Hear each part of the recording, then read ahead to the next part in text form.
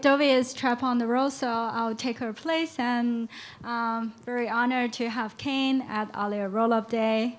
I don't know if you remember, you did our first ever event in Paris during ECC like 3 years ago. Wow, no, I don't actually remember that. I'm sorry, I don't remember that. Yeah, that was like, I think the first ever event we ever ran. Yeah, wow, okay. At AltLayer, yeah. So time flies, it's been 3 years.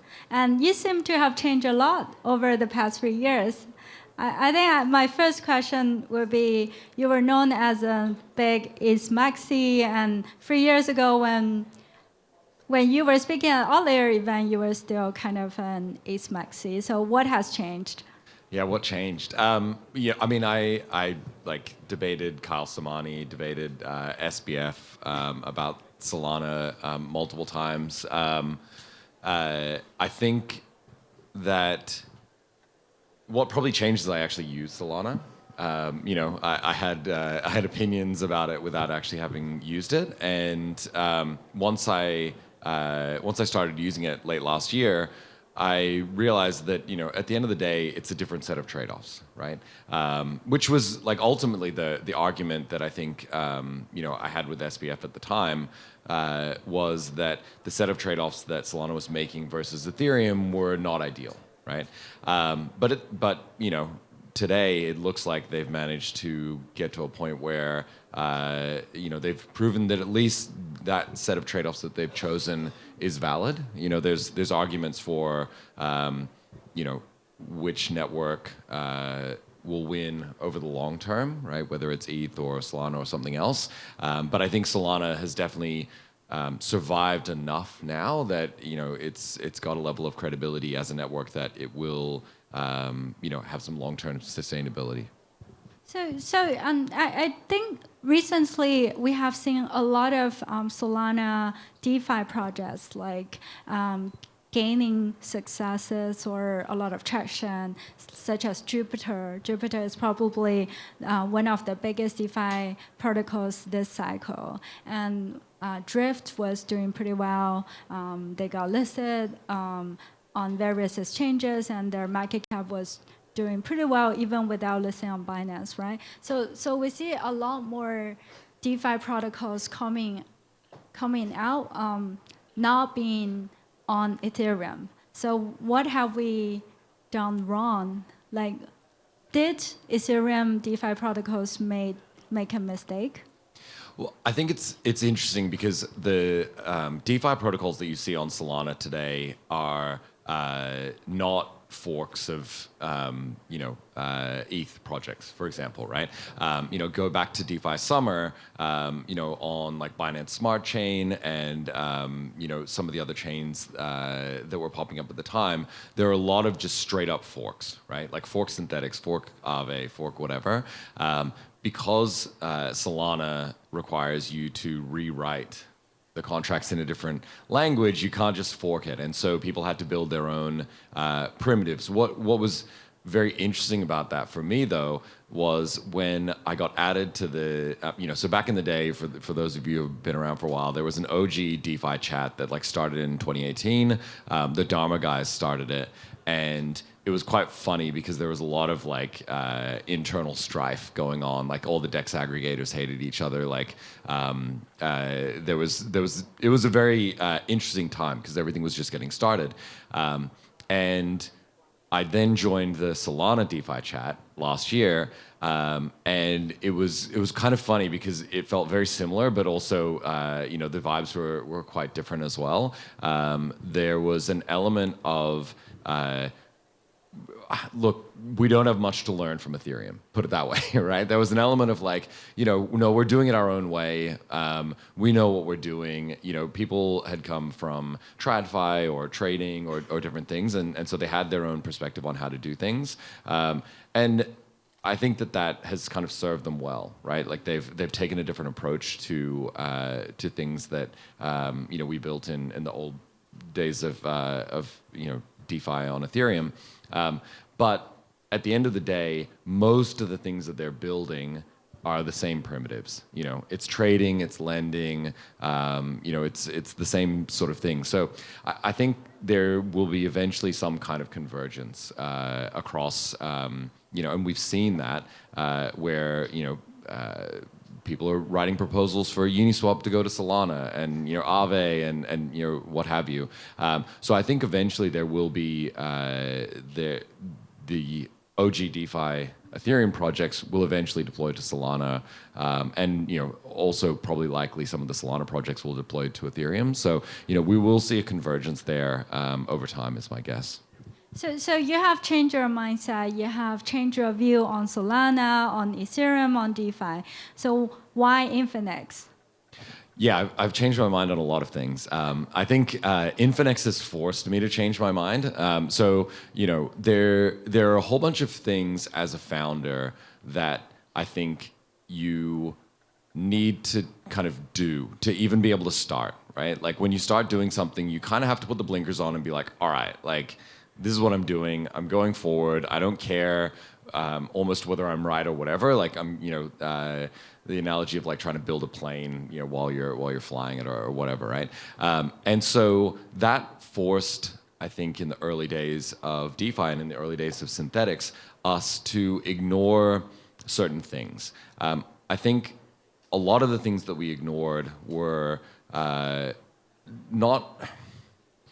We ignored usability, right? Like we ignored, like it was actually almost, we tried to kind of convince ourselves that it was a feature that things were hard to use, right? And I think that was partially to do with who the audience was at the time. The audience was mainly enthusiasts, right? There were people who actually wanted it to be hard, wanted it to be weird. And so we built for a long time in this environment where our audience was not representative of normal users, right? They liked things to be hard and weird and interesting. And then we got to a point where we hit a wall of, we'd kind of gotten all the enthusiasts, right? And that was the moment, and I'd say that's probably like 2021, right? Early 2021, DeFi Summer had happened. Like anyone who was interested in weird financial primitives had already done it, right? And we had a chance in that moment to pivot to like, okay, how do we actually get adoption? And we didn't. And we sort of doubled down and we're like, we'll just make more enthusiasts, right? We'll like educate the world as to why all of these things are important. And when I started building Infinex, what I realized is that that was crazy. That was not the right approach. It was never going to work, and it hadn't worked. Like we have empirical evidence that we've been doing this for 3 years and it has not worked. We haven't been able to create more enthusiasts. So what we did with Infinex is we said, okay, what do people want to do? Right? What do people want to do, and how do we help them to do that? Rather than like, what does the technology want people to do? And start from, you know, this kind of technology first perspective. And so it's been a very interesting process building Infinex and having to let go of a lot of the early, you know, kind of DeFi beliefs. And one of the main things that we've had to let go is this idea of being non-custodial versus being censorship resistant. So in the early days of DeFi, we had a very strong view that you needed both. You needed to be non-custodial, which, you know, if you're doing DeFi, you know, things are on chain. It's almost non-custodial by definition. Although you can argue multi-sigs maybe undermine that a little bit, right? Hopefully Taylor's not in the audience. And then you have this idea of being censorship resistant, right? The problem is that the censorship resistance that we were able to deliver was a lie. It was not real, right? Like, you know, Aave is not censorship resistant. It's running in AWS. It's running on Cloudflare. Like it's running on centralized platforms, and that's the case for every single DeFi app, right? I remember when I was working at Synthetics, you made a comment in our weekly call. You were like, everyone is running on Infura. Everyone is centralized. There's a critical risk. And it's true, right? And you know, we never really solved that. Like we actually, so we ended up getting the worst of both worlds, right? Because we were LARPing as decentralized, right, and censorship resistant, but then we had the worst UX you could possibly make, right? And it's kind of crazy. So what Infinex has said is we won't be censorship resistant. right? If someone doesn't like Infinex, they have sufficient power, nation state level power, they can go and hit AWS or hit Cloudflare, or hit some service and try and shut us down, right? And we're okay with that. Because the way that I think now you build yourself out of that risk is actually not to be censorship resistant, because it won't actually get to mass adoption, right? You actually have to build something that is mass adoptable. You have to build something that so many people want that you can't be censored, right? And we've seen examples of this. Uber did this, right? They went around and there are a whole bunch of rules and regulations about what you could and couldn't do, and they just ignored all of them and built stuff that people wanted to use, to the point where there was such critical mass that if you tried to switch off Uber, and some people did, people actually got mad and said, no, like, we want this. You're wrong. The rules are wrong. We want this thing, right? And so my view is now that if we build something that's so usable, it can't be ignored, and that there's so many people who want it that it will be very hard to censor it, as opposed to trying to solve it from a technical perspective. It sounds great on paper, like, let's build a platform that is, completely censorship resistant, but it's actually really hard in practice to do. We haven't pulled it off, and we've got a really bad trade-off because of it. So you made so many changes to the product design. As you mentioned, the non-custodial part is gone. You want to make it accessible. It sounds like a product for the mass, like the mass users from the Web2 world, rather than just Web3 enthusiasts, right? What's your go-to-market strategy? I know, like, people talk about go-to-market strategy, but a lot of times it's just a strategy that works in the crypto world, in this little bubble. What's your real go-to-market strategy to attract the mass?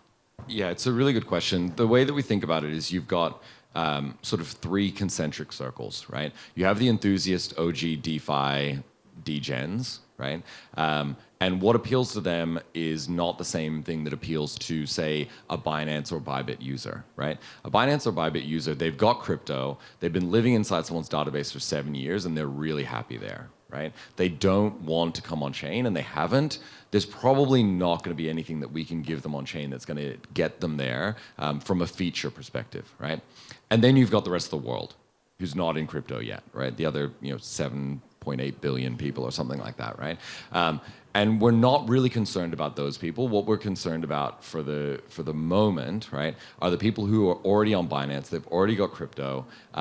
They don't care about non-custodial platforms, right? A lot of them went straight from FTX into Binance, right? They were like, okay, well, I guess pick up all my crypto and head over here. So that's not going to be impactful for them to say that we're non-custodial. But what we want to do is we want to give them access to all of the things that are super exciting. And this is happening in real time right now. CZ's come back, and magically we're getting low cap gems listed on Binance again, right? Peanut, whatever, right? Like, we're going to get Trump derangement syndrome next week, I'm sure.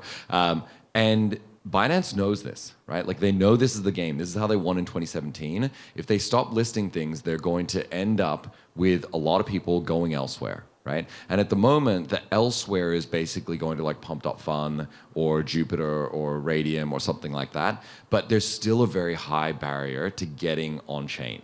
And so what we're trying to do is to make on-chain as accessible as possible, to fix the UX, right? By not trying to solve this censorship resistance problem, by building something that has really easy onboarding, really simple UX.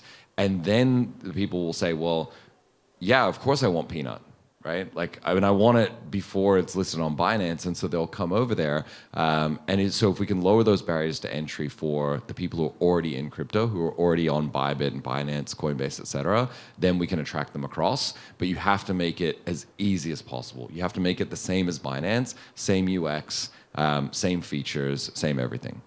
So I was talking to a friend the other day, and I had a theory. I feel like a lot of the dilemma or issues Binance is facing this cycle is that in previous cycles, the on-chain user experience sucks, right? There's no liquidity. So even if you're a DeFi trader, you trade YFI on-chain, And once Binance listed, everyone would just transfer their coins to Binance. And that's the ultimate goal of people to basically make a bot on chain and cash out on Binance, and then start buying other coins on Binance. That's why all the capital eventually flows to Binance. But this cycle, there's Phantom, Jupiter. There are so many different wallets and products that are so liquid and so easy to use that we see a lot of degens just making a lot of SOL, and they just keep their SOL in their wallet. They don't need to deposit their gains into Binance anymore, and they don't need to actually dump their peanuts on Binance. They can dump their peanut on chain. So I feel like the loop is kind of broken, and stuff like Moonshot or Infinex if you can capture the users on chain, then the success might not be as powerful as before. I think we're closer, right? And this was the genesis for Infinex. We have much better on-chain infra today than we had 5 years ago, 4 years ago, even 3 years ago. The way that crypto works, it's so cyclical. You get this huge injection of capital investment, right? And we had it from 2020 to 2021. All of the things that everyone invested in that time, all the infrastructure, right, is coming online now. And so yes, like on-chain has gotten much better, but we're still not there. And you can see from price action, right? Peanut gets listed on Binance, like it doesn't go down, it goes up, right? There's more demand on Binance. There are more users still on Binance today than are on-chain. And so yeah, it's easier to live on-chain today than it used to be, but it's still easier in general for the average user to live in Binance. And so the majority of the users are still sitting on Binance. We can bring them across, like for sure. Like the technology is there, the infrastructure is there, we can bring them across, but we're not gonna bring them across unless we have bridged that UX gap. If we can make the user experience for a Binance user on-chain the same, then we can get them. But if we haven't gotten them yet, we're not going to get them with different stuff, features, assets, whatever. We have to actually do it with UX. Okay, so besides the UX problem we just addressed, what else is so special about Infinex, and why XRP? Why XRP? That's a good question. I think when you look, and this is another one of the things that I've sort of had to let go as a DeFi founder. Moving from DeFi to well, I mean, you probably remember the tweet, right? The fuel for street lamps sort of thing. But there is a scoreboard, right? If you look at CoinGecko, right, or CoinMarketCap, you can see the assets that people want to hold. Like it's right there, right? And XRP is in the top 20. We, for a long time in DeFi, were like, XRP is a bad asset and we don't want you to have it. And so we don't want you to bring it to DeFi, right? There was never even an attempt to like do wrapped XRP, right? And the DeFi maxim is like good, like that's a good thing, right? But there's a whole bunch of users who have these assets. They have Litecoin, they have Cardano, they have Bitcoin Cash for some reason, right? And if you can't support those assets and they turn up and they're like, you say, we've got something that's better than Binance. Come over here and use it. It's amazing. And they say, okay, where do I deposit my Litecoin? And we're like, get the fuck out of here. Well, you lose them. They go straight back to Binance, right? So we have to be able to support those assets. And we have a solution, we think, now, right? Infinex is partnered with Near. Near Chain Signatures allows us to support native deposits of things like Bitcoin, Litecoin, not XRP yet, it's coming, Bitcoin Cash. And so when a Binance user first encounters Infinex, they will have the ability to deposit Bitcoin, native Bitcoin, or native Litecoin. And I think that that's a big unlock. And the next step from there is, okay, cool, we've got their assets, they've deposited them, then what do we do, right? From that point, we can be like, all right, use them in DeFi, hopefully swap them for peanut or something better, right? But we need to be able to kind of meet them where they live and not try and educate them out of doing the things that they want to do, right? They want to do certain things for reasons. Let's just meet them where they live. But what about meme coins? Would you be focused on listing meme coins? Well, I think the nice thing about being on chain is you don't have to focus on listing anything, right? Everything's already listed. If things have liquidity and you support them, you can do it very quickly, right? Of course, there's some challenges around, token lists and things like that, but it's not the same effort as, say, Coinbase listing something, right? It's much easier. So you're not gonna do what Moonshot does, which is to pick the one coin they like out of all the coins with the same name. Like say there's Nero with all the caps or Nero. Yeah, there's a curation element, I suppose, right? And I think that is a challenge for any platform. The way that we're thinking about it is we will probably start with the top assets by market cap, right? Like maybe the top 500 assets by market cap. And so that avoids a lot of that. But then we'll have the ability for a user to switch on, say, everything that's on Dex Screener, for example, right? And then if you want to really degen, like put in the contract address and like go nuts, right? But we want to make sure that the user understands that that's what they're doing, and that there's some level of opt-in to that. Okay. Well, we're running out of time. Do you have any last words to share with the audience? I think the one thing that I'll leave everyone with is that for myself, right, one challenge that I've had over the last few years is the onboarding challenge. We kind of conflate on-ramping and onboarding, right? But onboarding people into crypto is something that we can all do. And we used to do it. We used to give people ETH, we used to give people Bitcoin, we used to set up wallets for people. And my personal experience is that it got to a point where I was like, I don't want to do this because it's, the person calls you up 3 years later and it's like, those words, like, were they really as important as you said they were, sort of thing? And it's like, it becomes a challenge, right, if you're onboarding everyone. We want to make the onboarding experience as easy as possible. We want to make it possible for everyone in this room to go out into the world and onboard people with $5, $10, whether it's your Uber driver or the person who made you coffee or whatever, and not have to worry that that person's going to rug themselves or get rugged. So that's what's coming next for Infinex, is the ability to like really rapidly onboard everyone so that we can go out and kind of, each of us onboard like 5 people a day. It's not hard to do it if we have the technology, and I think we're there. Okay, thank you. Thanks, everyone.